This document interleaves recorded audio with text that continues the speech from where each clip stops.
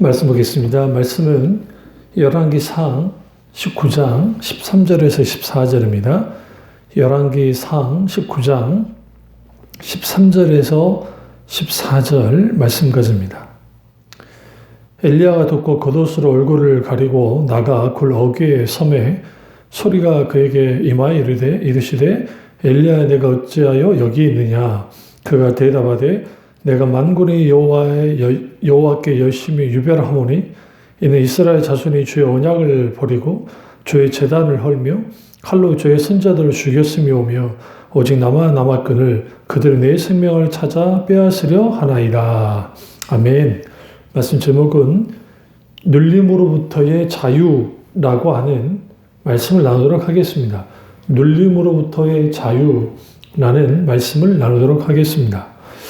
오늘 본문의 말씀은 북이스라엘의 예언 사역을 감당했던 엘리야 선지자가 갈멜산의 불의 응답과 그리고 또 비가 오는 놀라운 하나님의 역사가 있었음에도 불구하고 이세벨이 죽이려 한다는 그 말을 듣고 이제 그가 굉장한 눌림과 영적인 침체에 빠져서 이제 곧장 이스라엘에 도망쳐서 이제 유다에 속한 브엘세바에 이르고 또 브엘세바에서 유다 광야까지 하루길쯤 더 들어가서 로덴나무 아래에서 죽기를 이제 원하는 하나님께 이제 그렇게 내가 나를 죽여달라고 하는 그러한 상황 가운데 있는 말씀입니다.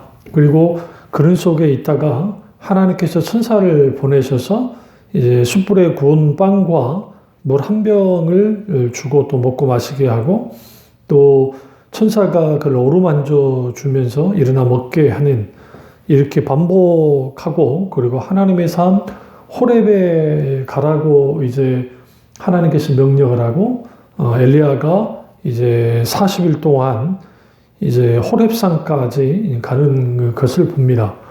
그리고 주님이 이제 호렙산에 가게 할 때에 가장 중요한 것은 뭐냐면 호렙산 정상에 올라가라라고 주님이 분명하게 말씀했는데 그가 호렙산 정상으로 올라가는 것이 아니고 그가 그냥 호렙산 거기에 있는 굴 하나에 여러 굴 중에 하나에 그냥 들어가 머무르는 것을 이제 보게 되어집니다. 그래서 11절에 보시면 19장 11절 여호와께 이르시되 너는 나가서 여호와 앞에서 산에 서라 하시더니 여호와께서 지나가시는데 여호와 앞에 크고 강한 바람이 산을 가르고 바위를 부수나 바람 가운데에 여호와께 계시지 아니하며 바람 후에 지진이 있으나 지진 가운데 여호와께 계시지 아니하며 또 지진 후에 불이 있으나 불 가운데서도 여호와께서 계시지 아니하더니 불 후에 세미한 소리가 있는지라. 그리고 주님이 이제 엘리야야 내가 어찌하여 여기 있느냐라고 주님이 이제 물으십니다. 우리는 여기에서 우리 뭘 볼 수 있냐면 영적인 눌림, 눌림으로부터의 자유라는 것이 참 생각보다 쉽지 않습니다. 많은 사람들이 영적으로 내가 좀 영적인 게으름과 실증 가운데 있어서 이제 내가 그렇게 연약함 중에 있으니까 당연히 그런 속에 있다 보면 내가 영적으로 뭔가 문제가 생기고 하면 눌리지는 것은 당연하다고 생각하지만 사실 엘리야 같은 경우는 좀 다릅니다. 왜냐하면 대단한 영적인 승리를 맛봤잖아요. 그러니까 비가 내리는 놀란 하나님의 역사 그리고 또 하늘에서 땅으로 떨어지는 불의 역사들 이거는 아무나 할 수 있는 게 아닙니다. 엄청난 하나님의 기적의 역사가 나타났음에도 불구하고 이스벨의 말 한마디에 그가 영적으로 무너져버리고 심각한 영적인 눌림된 상태에 빠진 겁니다. 여기서 우리는 뭘 할 수 있냐면 아무리 우리가 엄청난 사역을 감당하고 또 대단한 영적으로 막 충만한 상태에 있다 할지라도 자칫 우리의 마음을 지키지 못하고 우리가 조금이라도 좀 느슨해지거나 아니면 외부적인 또 다른 차원의 압력이 가해질 때 거기에 눌리게 되는 거예요. 그것도 급격한 눌림에 빠지는 겁니다. 그러니까 엘리야가 급격하게 빠졌던 이유는 뭐냐면 이제 오늘 본문 읽었던 이 14절에 잘 나타나고 있어요. 그러니까 이제 하나님께서 너 여기 왜 있니? 너 어찌 여기 있냐? 라고 하니까 내가 주님께 대하여 열심히 참 특별했습니다. 특별한 특심을 갖고 있었는데, 열심을 갖고 있었는데, 이제는 주의 선지자들을 다 죽였고 언약을 버린 이들이 이제 나 혼자 남았는데 내 생명을 찾아 빼앗으려 합니다. 라고 이제 그가 하나님께 말 그대로 그 하소연을 하는 거예요. 그 말 속에는 결국은 북이스라엘의 선지자는 지금 엘리야 혼자밖에 없는데 이제는 이세벨이 엘리야를 찾아서 죽이겠다고 하니 기가 막힐 노릇인 거죠. 적어도 하나님의 불의 응답이 있었고 3년 반 동안 비가 오지 않다가 기도함으로 비가 왔으면 아합 왕이 뭐 깨진 것까지는 뭐 하나님 앞에 깨지는 것까지는 바라지도 않아요. 그래도 적어도 예전으로 돌아가지 않고 적어도 하나님을 좀 두려워해야 될 것 같은데 전혀 아합도 변화되지 않고 오히려 이세벨은 더 기세등등하고 더 사나워 싸나워져서 죽이려고 하는 그런 일들이 벌어지고 이스라엘 백성들은 말할 것도 없었습니다. 그러니까 이 엄청난 영적인 승리 그리고 어떤 사역의 성과가 눈앞에 나타났는데 그런데 문제는 실질적으로 사람들은 변화되지 않는 여기에 엘리야가 절망하게 되고 급기야 하나님께 자신을 죽여달라고 하는 겁니다. 여기서 우리가 분명히 알 수 있는 것은 뭐냐면 우리가 사역을 감당하든 또 이게 평신도이든 또 주의종이든 상관없이 어떤 사역을 감당하는 과정 속에서 우리가 맞닥뜨리게 되는 그 여러 일들이 있어요. 그러니까 그게 뭐냐면 그 맞닥뜨리는 그 상황 속에서 우리가 이 정도면 되겠다라고 했는데 되지 않을 때 절망하는 겁니다.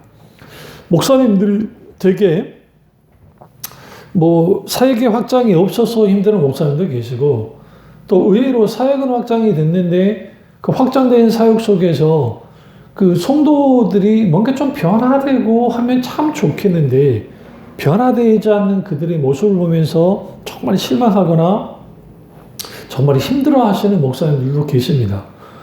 결국 그 이유는 뭐냐면 이렇게까지 내가 사역을 했는데 전혀 변화되지 않는 전혀 바뀌어지지 않는 그들의 모습을 보면서 목회적인 회의감 그리고 성도들이 변화되지 않는 그러한 것들이 내가 목회를 잘못해서 그런 것은 아닌가라고 하는 여러 생각을 하게 만듭니다. 그나마 그런 생각을 하시는 목사님들은 또 그런 태도를 가진 목사님들은 괜찮아요. 왜? 고민하시니까요.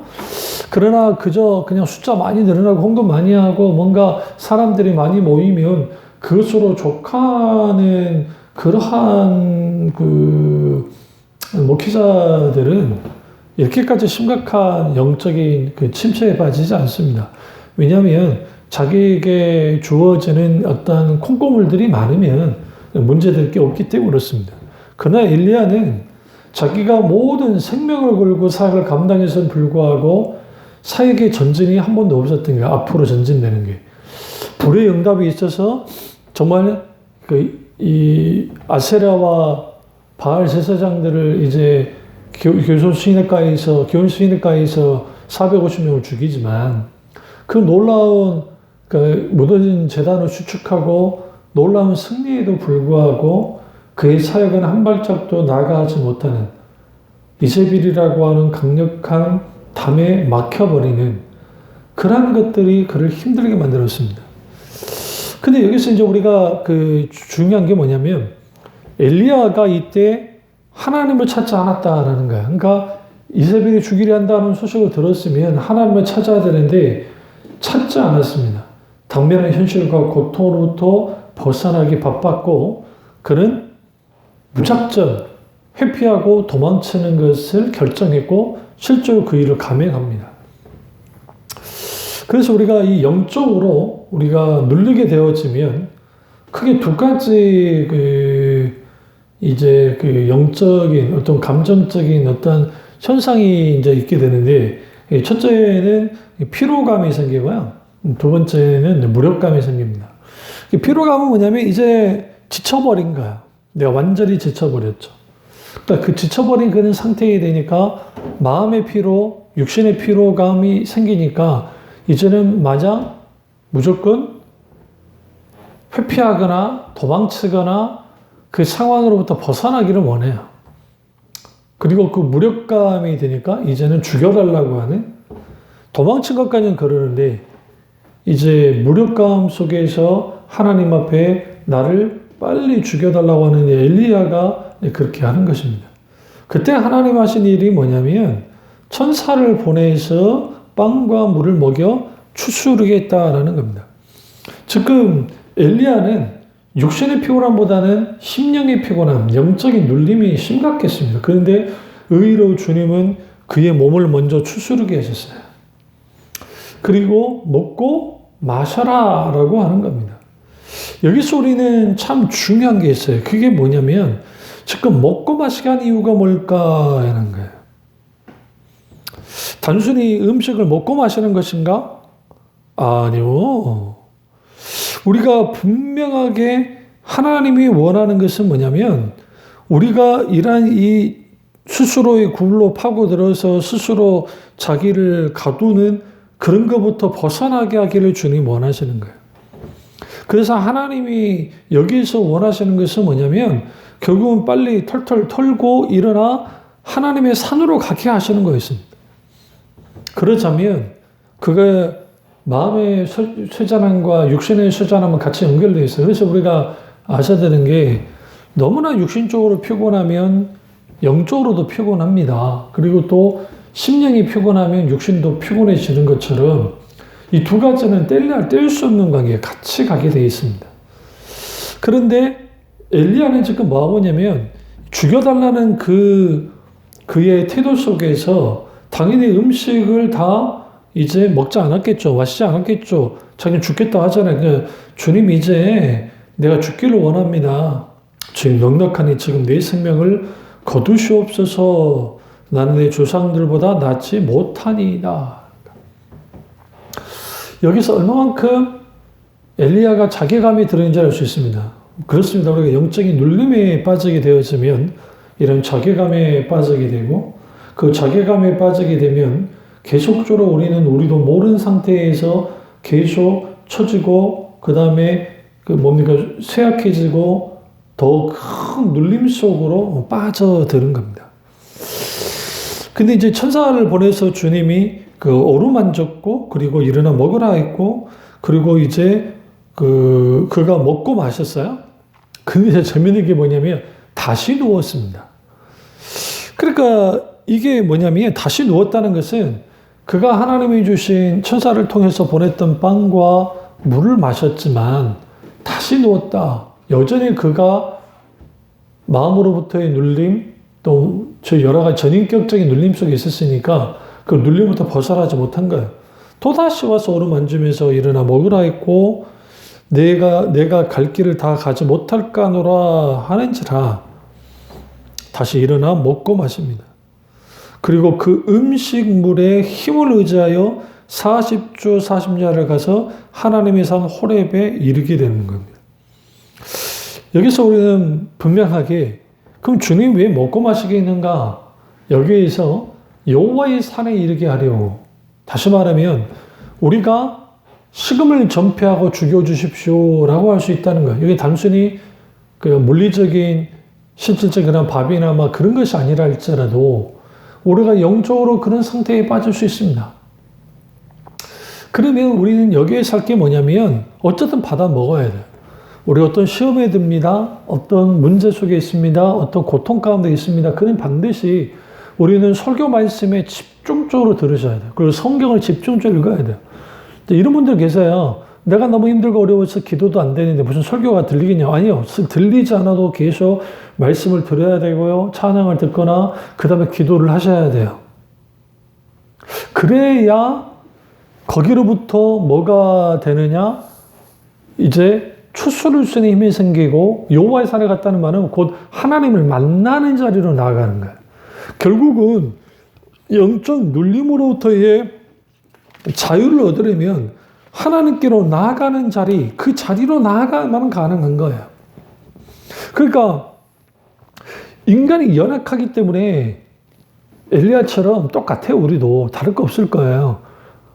빵과 물을 마셨지만 다시 들어눕는, 이게 영적인 수많은 눌림의 상태 가운데 있게 되는 거죠. 근데 엘리야의 위대함은 어디 있냐면, 그럼에도 불구하고 하나님이 지시한 하나님의 호렙산으로 가야만 했습니다. 그리고 그가 그 길을 갑니다. 그리고 40주 40야를 가서 하나님의 산 호렙에 이르게 되는 거예요. 그러면 40주 40야를 거쳐서 갔다라는 거, 그러면 지금 유다 광야에서 시나이 반도까지 40일씩이나 걸리는 거리인가? 그렇지는 않습니다. 40일이나 걸리는 거리는 아닌데, 엘리야가 너무나 영적으로 지쳐있고 또 모든 부분에 눌림이 있었기 때문에 그의 한계 내에서 서서히 움직이는 거예요. 그렇습니다. 우리가 영적으로 눌림 상태에 있을 때, 눌려져 있을 때, 어떤 상황이든 내가 너무 힘들고 어렵고 기도할 수조차도 없고 내가 정말 뭐라 할 수도 없는 조차도 있다 할지라도 우리는 서서히 하나님께 만나는 그 자리로 나아가야 됩니다. 다시 말하면 하나님을 찾는 자리로 나아가야만 합니다. 그 자리로 나아갈 때 거기에서 결국은 우리는 분명하게 하나님 그분을 만나게 되어지면, 내가 그토록 나를 누르게 하고 나를 짓누르고 나를 고통스럽게 하고 힘들게 했던 그 부분에 대한 것들을 하나님께서 말끔하게 뭐 하느냐, 이 모든 부분을 해결해 주시는 거예요. 그런데 우리 이제 이 모든 내용 전반적으로 다 아니까 그러는데, 참 하나님은 정말 어떤 면에서는 좀 톡톡한 분이신 게, 그냥 로뎀나무 밑에 있는 엘리야에게 이제 호렙산에서 주님이 이제 다 말씀해 주시잖아요. 어떻게 아람 왕을 교체를 하고 하사엘에게 어떻게 하고, 그리고 뭐 예후에게 기름을 붓고 이스라엘 왕이 되게 하고 하는 이제는 이 모든 일들, 그리고 7,000명을 주님이 남기셨다고 하는 이스라엘 가운데, 이것을 그냥 로뎀나무 밑에서 말씀해 주시면 엘리야가 하나님 그렇습니까? 라고 할 것 같은데, 왜 주님은 굳이 호렙산으로 가게 했을까? 그리고 엘리야는 왜 광야를 통과해야만 했는가? 여기에서 우리는 하나님의 분명한 의도를 갖게 합니다. 하나님은 단순히 엘리야를 뒷받침해 주는 분이 아닙니다. 우리 여기서 굉장히 중요한 걸 발견할 수 있어요. 하나님은 우리에게 오셔서, 물론 우리에게 공급하신 하나님으로, 예비하신 하나님으로서의 야훼 일의 하나님이시고, 그 하나님 우리의 진정한 승리의 깃발이 되신 하나님입니다. 그럼에도 불구하고 하나님 우리를 단순히 뒷받침해 주는 분이 아니고 하나님은 앞서 행하시는 하나님입니다. 그 앞서 행하시는 하나님은 우리가 좌로나 우로나 치우치지 않고 하나님만을 따라가기를 원하세요. 그래서 따라오도록 하시는 겁니다. 그렇습니다. 신앙의 세계에는 반드시 우리는 우로나 좌로나 치우칠 수 있습니다. 왜? 연약하기 때문에.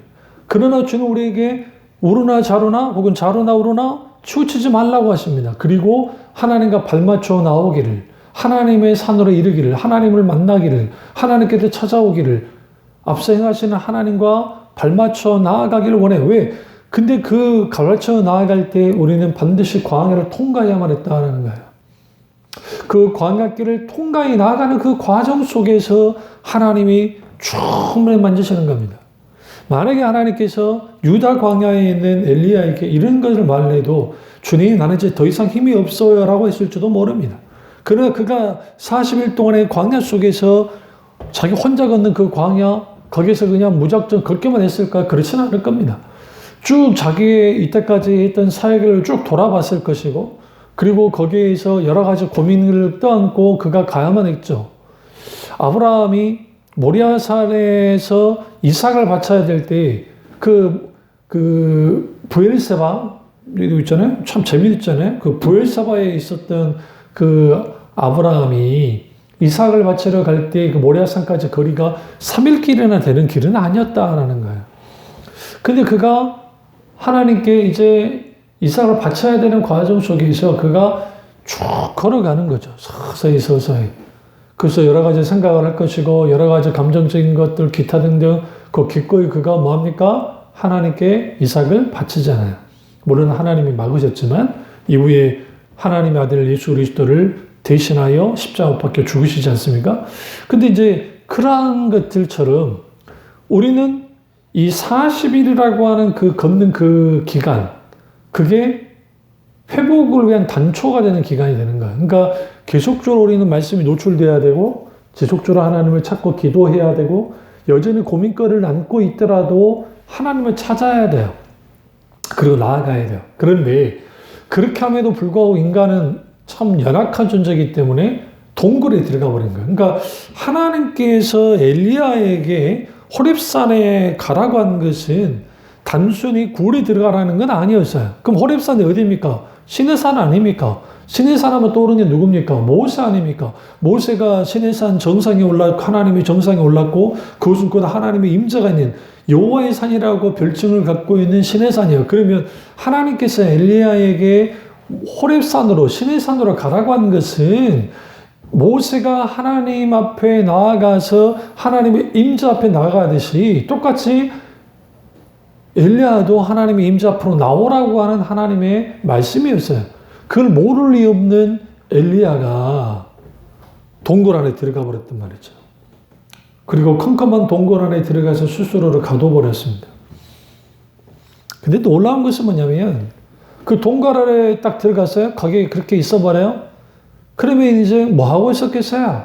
장소만 바뀌었을 뿐이에요. 로덴 나무 밑에서 그렇게 이제 죽기를 바라고 누워있던 것처럼 오늘 이 엘리야도 똑같이 거기 안에 그냥 들어가서 그러고 있는 거야. 그렇게. 이제 동굴 안에 딱 들어갔는데 그때 그 동굴에 주님이 찾아오십니다. 엘리야여 내가 어찌하여 여기 있느냐라고 주님이 이제 말씀하십니다. 그가 동굴에 머물렀다라는 것. 그리고 주님이 동굴로 찾아오셨다라는 것. 여기서 우리는 분명하게 알아야 될 게 있습니다. 우리 앞에는 수많은 문제와 어려움이 있을 때 많은 사람들이 자기만의 동굴에 숨어 든다는 사실이에요. 근데 주님은 그 동굴로부터 나오라고 합니다. 갇혀 있으면 주님을 만날 수 없습니다. 근데 그가 이제 똑같은 말을 하잖아요. 그러니까 10절 말씀도 그렇고 그 다음에 14절 말씀도 그렇고 그가 똑같은 반복하는 그 말을 계속합니다.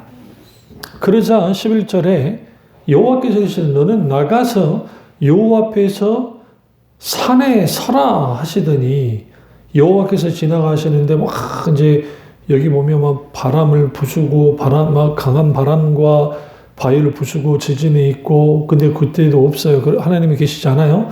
불이 있지만 불 가운데도 계신 하나님의 강력한 임재가 있어요. 근데 세미한 음성이 들리는 거예요. 엘리야가 듣고 겉옷으로 얼굴을 가리고 나가 굴 어귀에 서요. 여기서 그가 나가서 굴 어귀에 섰다. 그러면 그 입구에 선 거예요. 완전히 빠져나온 거다. 그 어귀에 선 거예요. 그러니까 소리가 그에게 임하여 이르시되 엘리야야 내가 어찌하여 여기 있느냐. 하나님이 몰라서 내가 왜 여기 있냐라고 물으실까요? 그렇지는 않아요. 아담과 하와가 선악과를 따먹고 난 다음에 하나님이 가장 말씀하시잖아요. 그러니까 그 선한 바람이 불 때 주님이 찾아오셔서 아담을 부르십니다.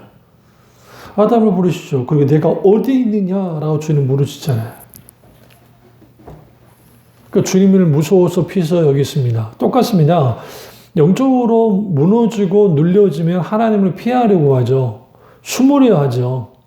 그러니까 영적으로 계속적으로 눌려있는 사람들의 특징들이 뭐냐면 자기 동굴에 갇혀있든 로덴 나무 밑에 그냥 그렇게 누워있든 그러니까 이런 일련의 눌려있는 그런 영적 여러 상태 속에서 빠져 있어요. 근데 하나님은 우리에게 요구한 게 뭐야? 그 동굴에서 나오라는 거죠. 하나님이 시내산으로 불러들인 것은 동굴 안에 들어가는 게 아니라 주님의 그 모세가 산 정상으로 올라갔듯이 너도 똑같이 올라가라는 거예요. 근데 그가 굴 어귀에 섰습니다. 완전히 밖으로 나와서 정상 올라간 것도 아니에요. 근데 그 어귀에 선 상태에서 하나님의 세미한 음성이 들렸어요. 그리고 똑같은 그의 이제 이건 변명이라는 표현보다는 자신의 이런 처지에 대해서 토로를 하는 거죠. 똑같은 말로. 그러니까 15절에 하나님 그걸 모르지 않으시잖아요. 여호와께서 그에게 이르시되 너는 내 길을 돌이켜 광야를 통하여 다메섹으로 가라. 참 재미있지 않습니까? 광야를 통과해서 시내산에 들어왔어요. 그런데 주님이 이제는 다시 광야를 통과해서 다메섹에 가라라고 하는 겁니다. 그리고 여기 이제 아람 나라가 다메섹에 있으니까요. 가라는 거예요. 그러니까 이쪽에 북이스라엘보다 더 위에 있는 나라입니다. 그러니까 그 나라로 가면 다시 왔던 길을 쭉 돌아서 더 위로 올라가야만 해요. 근데 그 길을 가라고 주님이 말씀하십니다.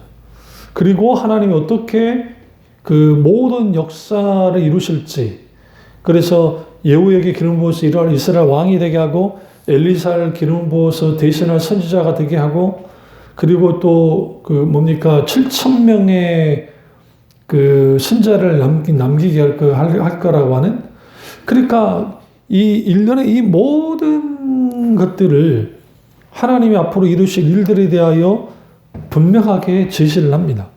그러니까 엘리야가 이렇게까지 영적 눌렸던 것은 한 걸음도 앞으로 사역에 나가지 못했다는 거예요. 제단이 무너졌고 여호와 하나님에 대한 신앙이 무너진 이 상태 속에서 북이스라엘이란 정말 말할 수 없는 이런 상황 속에서 그렇게 할 수 있는 게 하나도 없었는데, 근데 하나님께서 구체적으로 계획을 다 드러내 보여주신다라는 거예요. 우린 여기서 의아하게 여길 수 있어요. 왜 하나님은 미리 엘리야에게 알려주지 않았을까? 그 이유는 하나님은 우리의 주권자이기 때문에 그렇습니다. 많은 사람들이 하나님께 기도할 때 내 인생의 전반적인 것들 다 하나님 먼저 이제 알려주시고 인도해 주십시오라고 그렇게 기도하는 분들이 많습니다. 근데 하나님은 우리에게 모든 계획을 알려주지 않습니다. 그때그때 필요할 때마다 주님이 알려주시는, 그 이유는 뭐냐면 하나님 그분은 주권자시고 모든 것을 하나님이 주권하에 끌고 나가세요. 그런데 인간은 자기가 알고자 하고 자기가 원하는 것들을 다 알게 되어지면 절대로 하나님 의지하지 않습니다. 다시 말씀드릴까요? 하나님 우리에게 원하는 것은 하나님과 발맞춰 걸어가는 것을 원해요. 에타 할락, 동행하기를 원하신다고요. 그러니까 하나님과 발맞춰 걷는 동행함, 그 동행함이 있는 사람들이 하나님과 동역하는 거예요. 그 동역함은 하나님께서 세상의 때에 그때그때 비추신 것을 믿음의 순종으로 한 걸음 나가고 또 한 걸음 나가고 한 걸음 나가는 거야. 예. 우리가 모든 걸 다 할 수는 없으니까. 그러면 그 한 걸음 한 걸음 나갈 때 거기에서 하나님께서 하나님의 이루신 일들을 충분히 이루어 주시는 거예요. 혹자는 이렇게 말합니다. 너무 하나님 짓궂으신 거 아니냐. 그냥 엘리야에게 이런 말을 미리 다 해주셨으면 엘리야가 흔들리지 않았을 거라고. 아니요. 하나님은 하나님의 타이밍이 있어요. 그러니까 최선의 때에 주님이 하세요. 그리고 하나님은 주권자이기 때문에 엘리야에게 이 모든 것을 알릴 이유가 없습니다. 만약에 다윗이 있어요. 근데 다윗이 목동 시절에 기름 부음을 받았습니다. 그리고 하나님이 대단한 청사진을 다 보여줘요. 그럼 우리 생각에 그래 그러면 이제 좋겠다. 아니요. 사람들이 그렇게 되면 첫째 운명론에 빠져요. 뭐 어떻게든 다 되겠지라는 생각을 하죠. 두 번째는 그걸 다 알게 되어지면 더 이상 하나님 절대 의지하지 않아요. 자기 힘과 자기 능력으로 될 거라 생각해요. 그러니까 소위 그 점을 보러 다니는 사람들이나 또 예언 기도를 받으러 다니는 사람들의 특징들이 뭐냐면 자기 앞에 일들을 다 알고 싶어 하는 거죠. 근데 성경에서 말하는 그 예언의 은사라는 게 무슨 미래를 막 맞추고 미래를 예시하는 그것들이 아니에요. 물론 그런 게 전혀 없다고 할 수는 없겠지만 거의 없다고 봐야 돼요. 오히려 예언은 뭐냐면 우리 하나님의 말씀, 기록된 성경 말씀이 우리의 삶에 적용되도록 하는데 그게 예언적인 어떤 사역 속에서 그런 것들이 있는 거예요. 그러니까 우리의 삶 속에서 말씀이 적용되어지는 것들, 그게 예언 사역 가운데 돼요. 그래서 어떤 예언이든 말씀으로 분별을 해야 되고 그 예언들이 성취돼야 돼요. 그러니까 예언하면 떠오르는 게 뭐 미래를 미리 아는 거나 그거보다는 하나님의 온전한 뜻을 아는 거야. 그게 예언의 사역이 그렇게 하는 거야. 그게. 그럴 때 우리는 분명하게 엘리야가 할 것은 뭐냐면 하나님이 이끄시는 만큼만 나가면 되는데 엘리야가 한 걸음 더 나간 거예요. 왜 그러냐면 이쯤 하면 바뀌겠지. 이쯤 하면 될 거야. 근데 하나님은 알고 계셨어요. 이 정도 해도 안 바뀔 것을 알고 계셨고 주님은 이미 준비하고 계셨다고. 이미 하나님이 이 모든 것들을 어떻게 했어요? 하나님께서 다 마련해 두셨어요. 알리지 않은 이유는 뭐예요? 우리가 믿음을 한 걸음 한 걸음 순종하여 나아가면서 알아가야만 해요. 근데 그게 되지 않으면 우리는 느슨해지고 우리는 계산기를 두드리고 이렇게 될 거라는 생각. 그러니까 자칫 잘못하면 하나님을 의지하지 않고 상황과 우리의 주위에 있는 여건을 의지할 수 있는 그러한 잘못된 그러한 그 상황에 빠질 수 있기 때문에 우리는 어떤 상황 속에서도 반드시 하나님의 비추시는 만큼 그 길을 한 걸음 한 걸음 나아가야 돼요. 엘리야가 거기서 실수를 한 겁니다. 그러니까 이세벨이 죽인다 할 때 하나님께 물었어야 돼요. 도망칠 게 아니고. 근데 그는 이제 나는 이 사역이 끝났다라고 생각한 거예요. 왜? 이 엄청난 사역을 감당했는데 안 되지 않느냐. 그러나 하나님은 이미 하나님께서 하실 일들을 다 차근차근 우리보다 앞서서 뭐 하셨다? 계획하고 계셨다. 그리고 그 하나님은 엘리야가 순종하는 만큼 하나님께 비추세요. 그래서 하나님께서 우리를 인도하실 때 우리가 믿음으로 순종하 나가는 만큼만 비추시고 비추시는 거예요.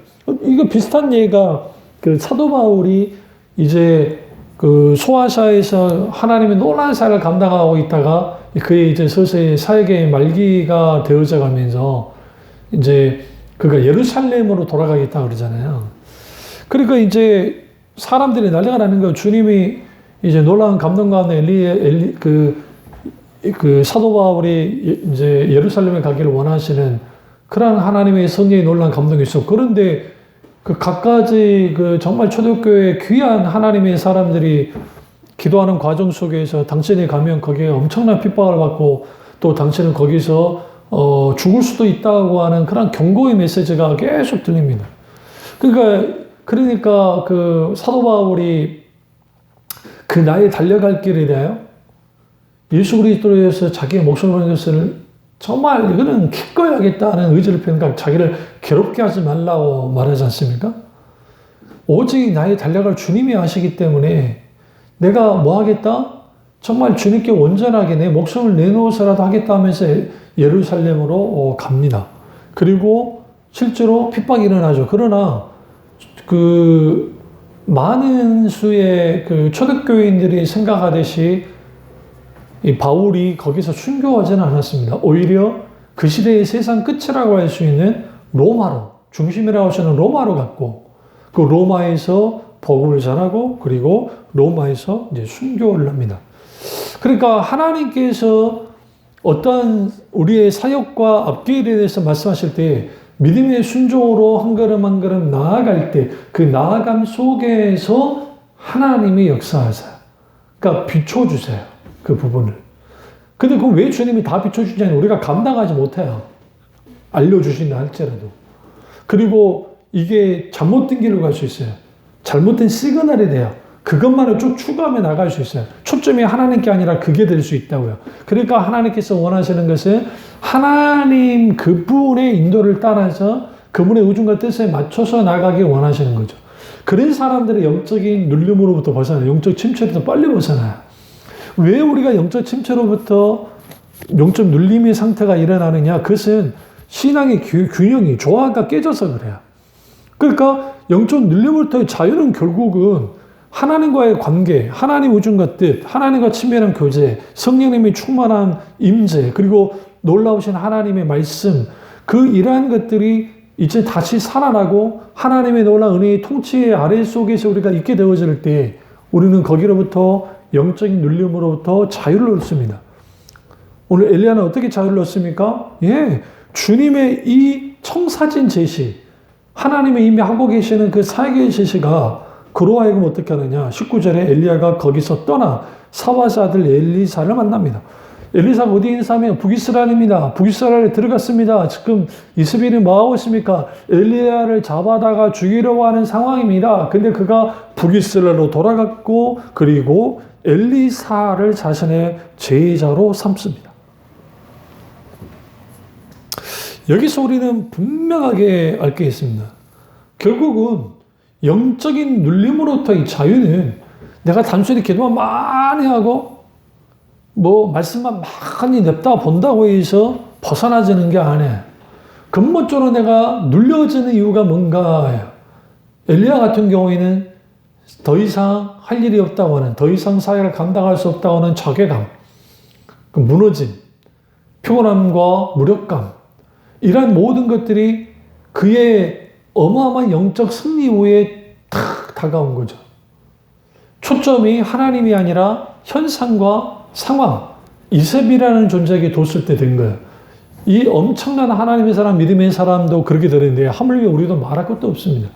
대다수 사람이 영적으로 침체에 빠지고 눌림에 있는 것은 상황에 눌리고 사람에 눌리고 환경에 눌리고 때로는 우리의 죄와 기타 등등 여러 가지가 눌리기 때문에 그렇습니다. 그런데 이 눌리게 되는 배경은 뭐냐면 하나님을 향한 한결같은 태도를 갖지 못해서 그래요. 하나님을 찾아야 돼요. 우리는 기꺼이 주님을 찾아야 되고 주께 찾아 나아가야 되고 주님의 음성을 들어야 돼요. 그래야 거기에 자유가 있고 그리고 주님이 말씀하신 대로 엘리야가 즉각 거기를 떠났다. 순종할 때 영적인 눌림으로부터 자유할 수 있는 것을 보게 되어집니다.